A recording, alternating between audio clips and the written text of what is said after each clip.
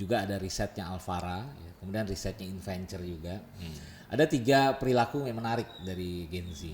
Kita singkat sebagai FOMO, kepo, dan YOLO. FOMO, kepo, YOLO. Kepo, YOLO. Apa tuh? Kadang-kadang kita suka nyari Indomaret, Alfamart yang nggak ada tukang parkirnya. Ya. Biar nggak kena bayar 2.000 perak. Ya. Kalau ngeliat, wah ada tukang parkirnya, aduh sayang nih 2.000 perak itu cari tuh, melipir dikit deh yang ada tukang parkirnya. Nggak jauh dikit. Urusan 2.000 perak kita berhitungan. Tapi begitu kita udah belanja, makan, hangout sama teman-teman, ngopi-ngopi, apalagi beli gadget, beli gaun, beli baju, udah nggak kehitung itu. Banyak tuh orang yang sekarang saya tulis di buku ini kejebak pinjol karena duit pinjolnya dipakai buat judol. Dia berharap dapat duit banyak, terus digandain lewat judi, yang ada boncos dua-duanya.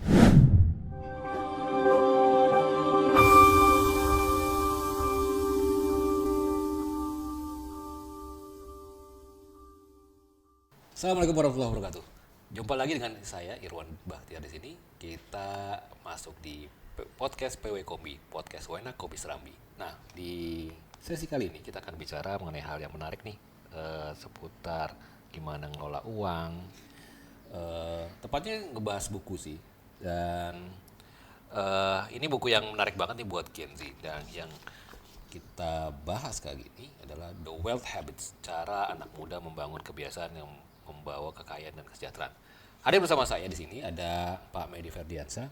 Ini beliau ini adalah istilahnya bisa dikatakan financial advisor nih buat tata kelola keuangan personal, keluarga.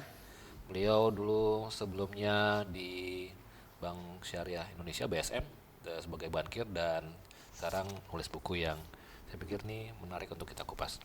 Mau datang panggilnya Bang Medi ya? Siap. Nah, bisa cerita sedikit nih. Oke. Kalau bicara mengenai wealth habits ya, bicara mengenai kebiasaannya. Kira-kira nih apa yang kan kan bicaranya kan mengenai katanya ini tepat buat Gen Z ya. Sebenarnya masalah apa sih Bang Medi yang menyebabkan Gen Z itu harus punya perhatian terhadap masalah finansial sehingga Bang Medi itu ngupas ini dalam satu buku. Oke, makasih Bang Irwan dan juga para pemirsa sekalian ya. Jadi ini buku pertama saya, buku perdana, baru terbit awal bulan Desember kemarin. Dan buku ini bercerita tentang 2 disiplin ilmu yang coba digabungkan. Pertama ilmu perencanaan keuangan, yang kedua ilmu behavior finance atau ilmu keuangan perilaku. Nah, kenapa Gen Z plus mungkin milenial ya? Sebenarnya sih nggak harus Gen Z dan milenial, tapi karena data statistik menunjukkan bahwa 54% penduduk Indonesia itu adalah Gen Z dan milenial. Ini berdasarkan survei dari BPS tahun 2020. Maka menurut saya sebagai elemen terbesar dari republik ini kita perlu punya perhatian khusus pada anak muda ya, Gen Z dan milenial yang lebih dari 50%. Apalagi kita bicara bonus demografi, kita bicara Indonesia Emas 2045, maka kayaknya pas banget kalau Gen Z dan milenial ini jadi salah satu target pembaca dan juga komponen masyarakat, elemen masyarakat yang perlu kita literasi keuangannya, perlu kita tingkatkan literasi keuangannya. Nah, harapannya The Wealth Habits ini bisa menjadi sebuah oase di tengah gersangnya atau keringnya kita pembahasan maupun pemahaman tentang keuangan. Jadi buku ini bercerita menggabungkan 2 disiplin ilmu itu kira-kira Bang Irwan, tapi ditulis dengan gaya bahasa sederhana, ringan, storytelling dan ya mudah-mudahan cocok lah buat anak-anak muda ya. Ya, kan kalau kita ngelihat kan mengenai Gen Z katanya kalau di pekerjaan kadang suka agak unik nih kalau berhubungan dengan Gen Z. Nah, kalau dengan keuangan sebenarnya apa sih masalah-masalah yang sering ini kan sama Gen Z itu bisa dibilang milenial juga mungkin termasuk. Jadi ini ada sebuah riset yang menarik ya. Saya ngambil dari Indonesia Millennial Report, kemudian Indonesia Gen Z Report. Itu selama bertahun-tahun ini teman-teman di IDN Times itu bikin riset secara spesifik ke milenial dan belakangan Gen Z. Juga ada risetnya Alvara, ya, kemudian risetnya Inventure juga. Ada 3 perilaku yang menarik dari Gen Z. Kita singkat sebagai FOMO, kepo dan YOLO. FOMO, kepo, FOMO, YOLO. kepo, YOLO. Apa tuh? Ya, FOMO udah tahu. itu fear of missing out. Ya, Jadi mungkin ini anak-anak paham lah ya teman-teman ya. FOMO, gue FOMO banget tuh pengen nonton drakor apa gitu ya. Oh, gua Pelari FOMO. culture. Nah, gue FOMO banget tuh pengen ikutan ini gitu ya. Gue FOMO banget tuh pengen invest di kripto segala macam. Oke. Fear of missing out. Jadi anak muda Nggak mau ketinggalan. Gen Z, nggak mau ketinggalan. Nggak mau ketinggalan. Dilanjutkan sama yang kedua, kepo. Kepo itu knowing everyone particular object. Pengen tahu segala hal. Curiosity. Jadi sampai ngulik sampai hal-hal yang dalam. Jadi anak-anak Gen Z itu pengen tahu segala hal ya. Pengen tahu segala hal tapi juga pengen ikut-ikutan gitu. Dan ditambah yang satu lagi YOLO, you only live once. Lo cuma hidup sehari, lo cuma hidup sekali. Jadi dia pengen mengkonsumsi sebuah experience. Pengen menikmati sebuah pengalaman baru sehingga tadi pengen ikut-ikutan, kemudian pengen tahu segala hal Pengen dan karena jalan-jalan, pengen jalan-jalan kan. travel. Betul. Jadi ngelihat temennya bisa ke Raja Ampat, dia insecure. Waduh kok dia bisa, gue enggak gitu ya. Nah, ternyata Pengen main pedal. pedal juga sama. Nah, dan ternyata dalam hal mengambil keputusan keuangan. Pengen beli sepatu. Nah, dalam mengambil keputusan keuangan tuh 3 hal ini ternyata berpengaruh gitu. Anak muda ya, milenial, Gen Z itu ikut-ikutan, nggak sadar gitu. Oh, ternyata duit gua ternyata udah habis gitu ya. Boncos dari tanggal 25 ke tanggal 25 atau dari tanggal gajian ke tanggal gajian tuh hidupnya mengalami pasang surut. Tumpang lewat. Masih mending daripada kayak Bang Haji Roma bilang gali lubang tutup lubang. Iya. Apalagi dengan adanya godaan easy pay segala macam. Pay later. Oke. Iya, kira-kira gitu Bang Irwan. Oke, nah dengan kayak gitu apa yang kunci dari buku ini mau ngasih apa ke gitu? Jadi betul. Jadi dengan kebiasaan-kebiasaan yang anak muda sekarang itu miliki, ternyata ada sebuah science ya, ada sebuah ilmu yang kita pelajari juga bahwa kebiasaan itu bisa diubah. Oke. Kebiasaan itu bisa diubah. Yang penting kita tahu dulu apa yang kita mau capai. Nah makanya saya juga jadikan salah satu referensi itu buku Atomic Habits ya, yang juga lumayan bestseller di Indonesia. Di buku Atomic Habits itu ada 4 tahap cara untuk membangun habits. Jadi kan yang tadinya kita FOMO, yang tadinya kita kepo, tadinya kita YOLO tuh biasanya gara-gara ada bias kognitif dalam pengambilan keputusan. Bias kognitif itu contohnya kayak gini misalnya. Bang Irwan mungkin teman-teman juga ya kalau belanja di Alfamart, di Indomart ya, mohon maaf nih nyebut merek. Kadang-kadang itu kita suka nyari Indomart, Alfamart yang nggak ada tukang parkirnya. Ya. Biar nggak kena bayar 2.000 perak. Ya. Kalau ngeliat, wah ada tukang parkirnya, aduh sayang nih 2.000 perak itu cari tuh, melipir dikit deh, yang ada tukang parkirnya. Nggak jauh dikit. Urusan 2.000 perak kita berhitungan.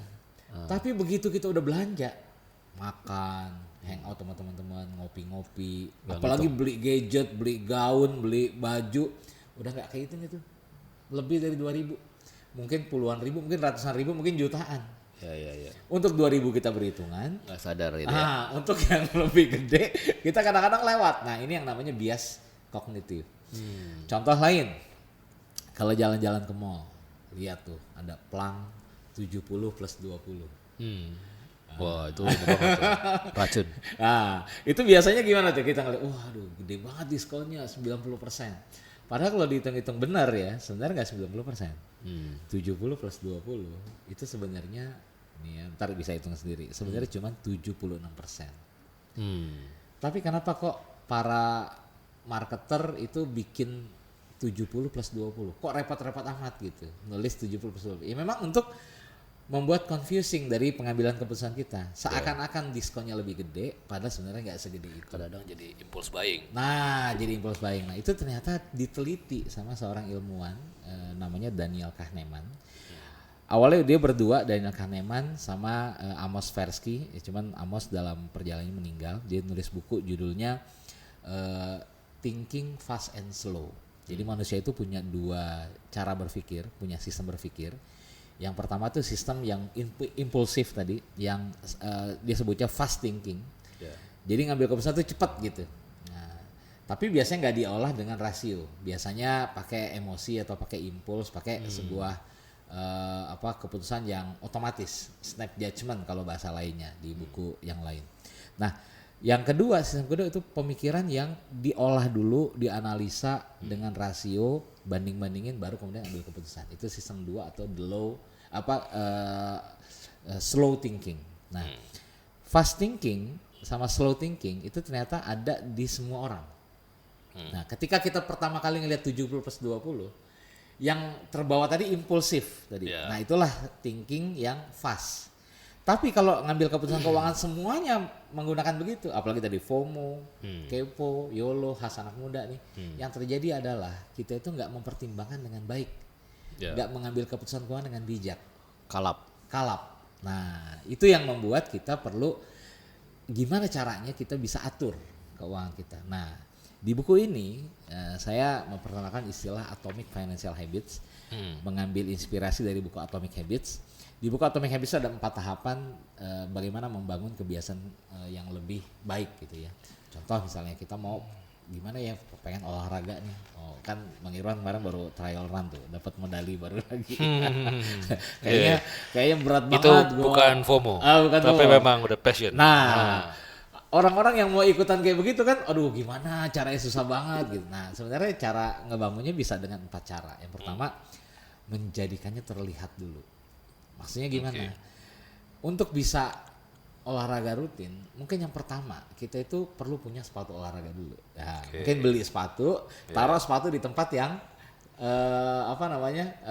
terlihat gitu. Ya, gampang bisa dieksekusi. Gampang bisa diakses, gampang bisa dieksekusi. Langkah yang kedua, menjadikannya menarik. Menjadikannya menarik tuh, kayaknya sepatu gue udah beli, sayang nggak dipakai, pakai. Terus kalau udah dipakai, walaupun belum lari, minimal dipakai buat jalan, minimal dipakai buat aktivitas. Nah, ketika dia udah ada sebuah dorongan ya untuk membuat ketertarikan tadi, misalnya, wah kayaknya asik juga tuh. Ini FOMO yang benar tuh mungkin begini kali ya, ngelihat orang tuh bisa olahraga dengan ini ya, dia FOMO ikut-ikutan juga. Nah, itu FOMO yang positif gitu ya, it's okay, nggak ada masalah. Membuatnya jadi menarik, apalagi kalau kita tambahkan motivasi intrinsik. Gue pengen nurunin berat badan misalnya, gue pengen tampil lebih atletis gitu. Nah, itu menimbulkan motivasi intrinsik yang membuat menjadikannya lebih menarik. Langkah yang ketiga, menjadikannya lebih mudah.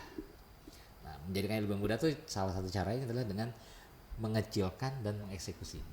Mengecilkan itu maksudnya gini, kalau nabung 1 juta sebulan itu sulit karena penghasilan kita belum sebesar itu atau belum banyak yang bisa kita sisihkan, maka mengecilkannya misalnya 100.000 tapi rutin, langsung dieksekusi. Misalnya pas tanggal gajian potong 100.000, potong 200.000, itu akan menjadikannya lebih mudah.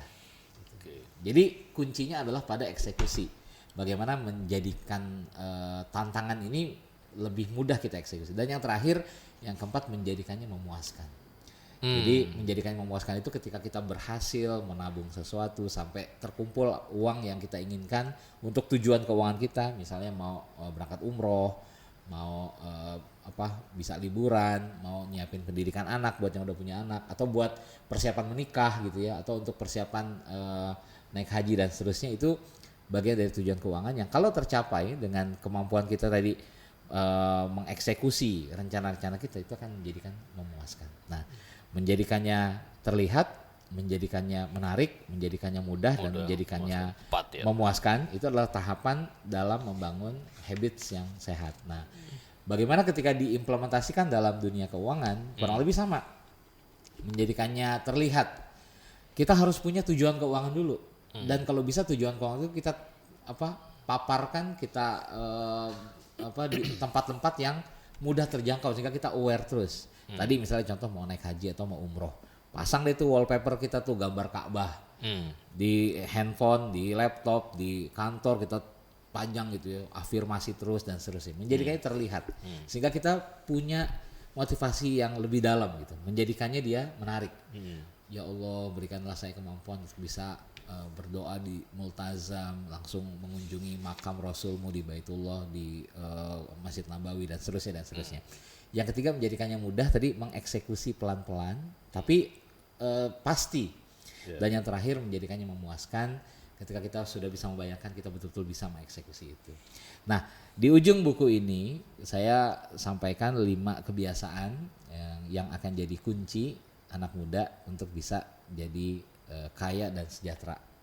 Yaitu yang saya sebut formulanya sebagai the wealth habits. Wealth habits. Ada 5 tuh, kayak Pancasila kira-kira ya. Ada 5 yang ini masing-masingnya kalau kita jalankan dengan disiplin, insya Allah bisa mengantarkan kita kepada kekayaan dan kesejahteraan. Yang pertama, milikilah tujuan atau rencana keuangan.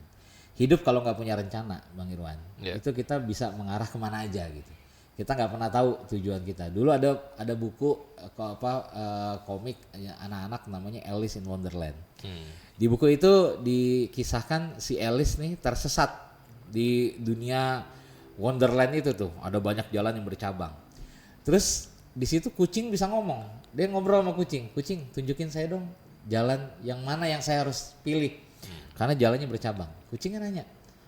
Karena kucing bisa ngomong di situ. Kamu emang mau menuju kemana?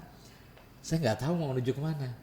Ya kalau kamu nggak tahu mau menuju kemana, jalan manapun nggak ada bedanya gitu. Nah kita kadang-kadang nggak punya tujuan keuangan. Akhirnya kita salah milih jalan keuangan, milih instrumen keuangan asal-asalan, FOMO tadi tanpa tahu tujuannya apa. Nah, rencana keuangan tuh jadi kompas ya. Betul sekali. Rencana keuangan itu jadi kompas yang mengarahkan kita mau menuju kemana. Yang kedua, saya tulis di situ adalah bagaimana kita nabung dan investasi secara rutin. Kalau bisa dari muda. Kita sisihkan, bukan kita sisakan. Karena banyak orang zaman sekarang tuh yang gue nggak bisa nabung nih. Gue baru nabung, ntar gue sisain dulu deh. Lihat sisanya, ada sisanya apa enggak? Biasanya gimana? Biasanya gak ada yang sisa. Sisanya. Besok mau naik gaji, sebelum naik gaji angsuran udah naik. Ada pay letter, ada apa segala macam tadi, ada pinjol segala macam. Nah, sehingga kalau kita mau nabung dan investasi dengan rutin, salah satu tips yang ada di buku ini adalah nabung sesaat setelah terima penghasilan. Kalau sholat aja di awal waktu, nabung juga harus di awal waktu, investasi juga harus di awal waktu, supaya kita bisa betul-betul menyisihkan, bukan menyisakan penghasilan kita. Kok bisa ada yang langsung auto debit gitu ya? Nah, auto installment misalnya, itu banyak sekali lah bank-bank yang bisa memberikan layanan itu, produk itu. Nah, yang ketiga, kelola utang dengan bijak. Nah, kelola utang dengan bijak ini karena kita ada kebutuhan-kebutuhan biasanya yang kita gunakan fasilitas pinjaman. Nggak salah minjem, nggak salah punya utang ya, boleh aja punya utang. Nabi dulu juga pernah punya utang gitu kan, tapi utangnya utang baik, bukan utang jahat. Apa bedanya tuh utang baik utang jahat? Utang baik pertama sebisa mungkin tujuannya produktif. Kalaupun tujuannya konsumtif, tapi bukan konsumtif yang impulsif tadi. Contoh misalnya gini, saya sering kasih contoh KPR. Kita kredit pembiayaan rumah, kredit pemilikan rumah. Rumah untuk kebutuhan kita, kan konsumtif berarti. Tapi dia punya elemen produktif juga untuk investasi jangka panjang. Karena rumah itu cenderung harganya naik terus, properti cenderung harganya naik terus. Tapi jangan sampai kita cuman impulsif aja beli rumah karena FOMO dan seterusnya. Jadi betul-betul karena ada pertimbangan-pertimbangan yang mendalam. Yang kedua, utang jahat tuh yang kayak gimana? Nah, utang jahat tuh yang tadi misalnya pinjol hanya untuk beli gadget, hanya konsumtif, untuk jalan-jalan konsumtif, dan kita jalan-jalan minjem, duitnya udah kepake, kepuasannya habis, tapi cicilannya jalan terus gitu. Ini yang kita perlu manage, apalagi kalau untuk kebutuhan yang lebih impulsif lagi. Nauzubillah nih, banyak tuh orang yang sekarang saya tulis di buku ini kejebak pinjol karena duit pinjolnya dipakai buat judol. Dia berharap dapat duit banyak, terus digandain lewat judi, yang ada boncos dua-duanya. Nah, itu seperti jadi jadi masalah ya di banyak sekali perusahaan-perusahaan yang hire Gen Z tiba-tiba punya masalah dari itu ke personal Gen Z-nya jadi masalah demotivasi, akhirnya jadi crime juga tuh. Dan itu banyak fraud yang terjadi gara-gara itu, gara-gara kita nggak bisa ngelola utang dengan bijak. Karena yang diambil utang-utang jahat tadi gitu. Nah, ini yang kita harus bisa bedakan utang baik, utang jahat. Dan di sini di habits nomor 3 kita perlu mengelola utang dengan bijak. Nah, di habit yang keempat ini bagaimana kita memenuhi kebutuhan kita tapi menyeleksi keinginan kita. Bedanya apa sih kebutuhan sama keinginan? Kebutuhan itu tidak terbatas. Kebutuhan itu terbatas. Keinginannya tidak terbatas. Saya kasih contoh nih Bang Irwan.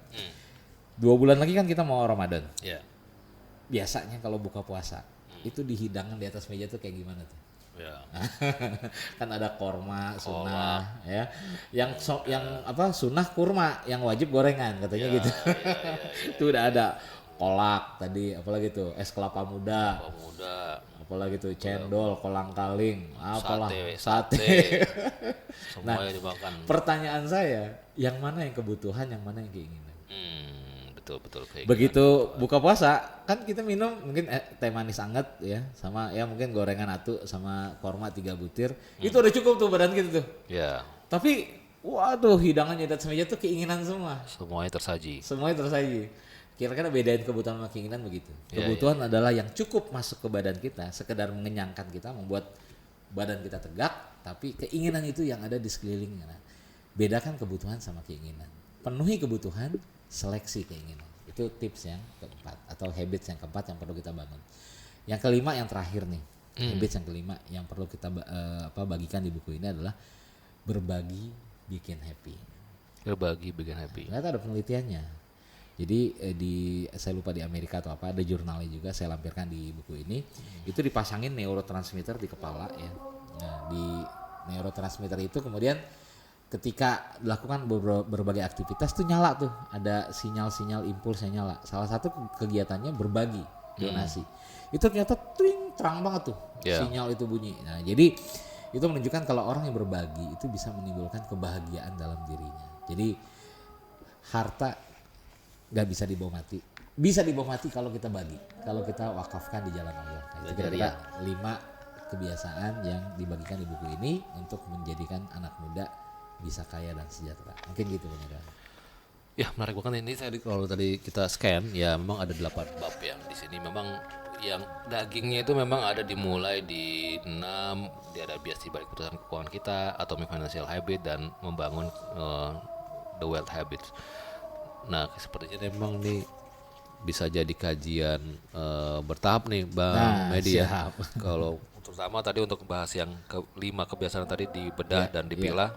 Dan sepertinya ini pas banget nih kalau kita jadikan bahan kontemplasi untuk resolusi kita di 2026 nanti ya. Betul. Mumpung mau masuk tahun baru, lagi mau Ramadan.